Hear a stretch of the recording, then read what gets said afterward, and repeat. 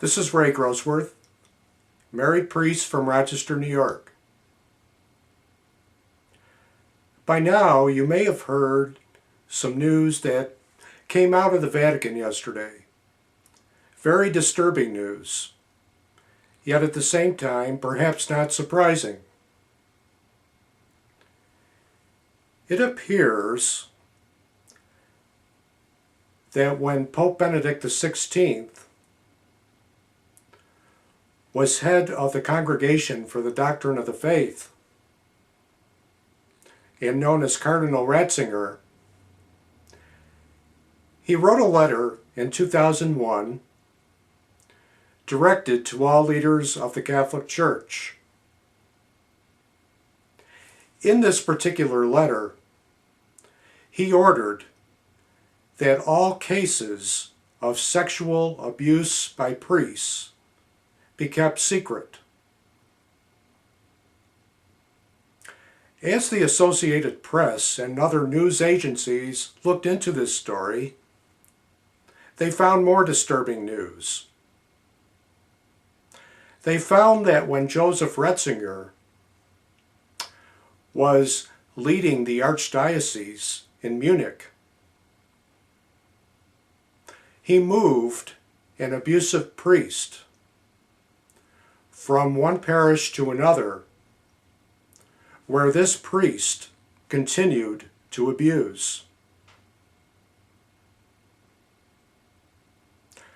The letter that Cardinal Ratzinger wrote in 2001 cannot be disputed because it is on full display and is now being scrutinized by those who have studied the causes of the sexual abuse crisis in the Roman Catholic Church.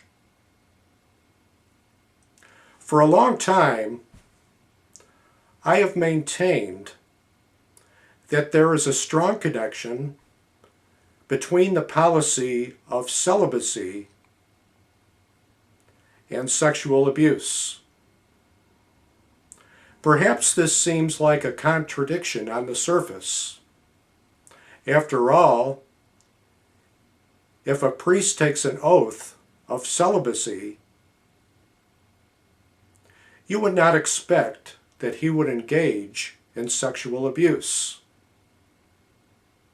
However, from what we've learned in recent years, the opposite is what's exactly true. Namely, celibacy is a major culprit in this crisis. To be fair, I am not a psychologist. However, if you read the reports by very reputable psychologists who have studied the sexual abuse crisis in the Roman Catholic Church, they will tell you that forced celibacy can cause and lead to sexual dysfunction.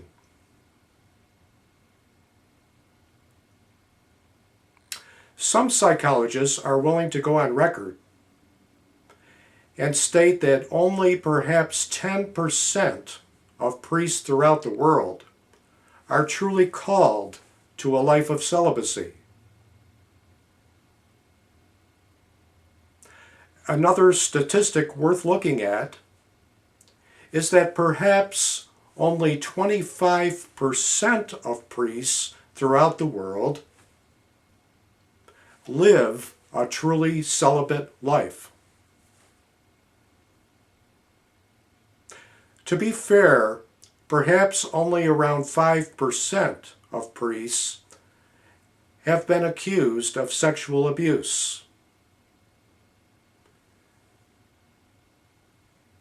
5% may seem like a small number.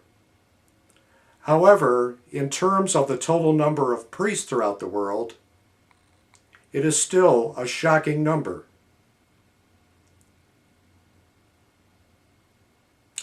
You may be asking now, what about the 75% of priests who reportedly are not living true lives of celibacy? while they may not engage in sexual abuse, it is well known that many priests engage in what is commonly referred to as clandestine relationships. Whether it is a gay priest having a gay partner or a heterosexual priest having a female partner and keeping these relationships secret because of the oath of celibacy they have taken.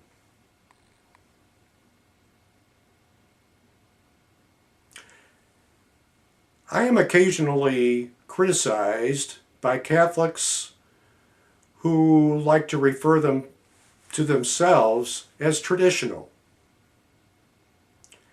So let's look at the word traditional for a moment. When we look at the traditional priesthood, marriage was normative for the first 1,139 years of the Church. When celibacy was imposed in 1139, it had nothing to do with faith factors. It was rather a matter of economics. If you doubt this, please read the history of celibacy in the Roman Catholic Church.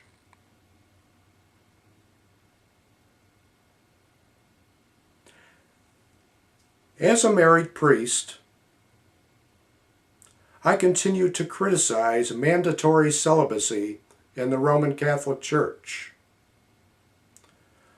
I believe that by allowing married male priests as well as women priests to serve alongside celibate priests,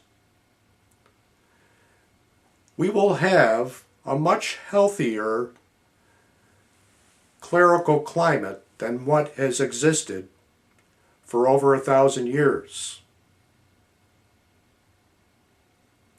I maintain that as long as forced mandatory celibacy exists in the Roman Catholic Church, the sexual abuse crisis will not go away. When one's sexuality is suppressed, it can lead to problems, as stated by many of the world's leading psychologists. So perhaps the letter that was written by Cardinal Ratzinger in 2001 should serve as a wake-up call in the face of the sexual abuse crisis. Let us continue to pray for a church that heeds the beckoning call of this crisis. Let us also continue to pray for a church that is more loving and more inclusive.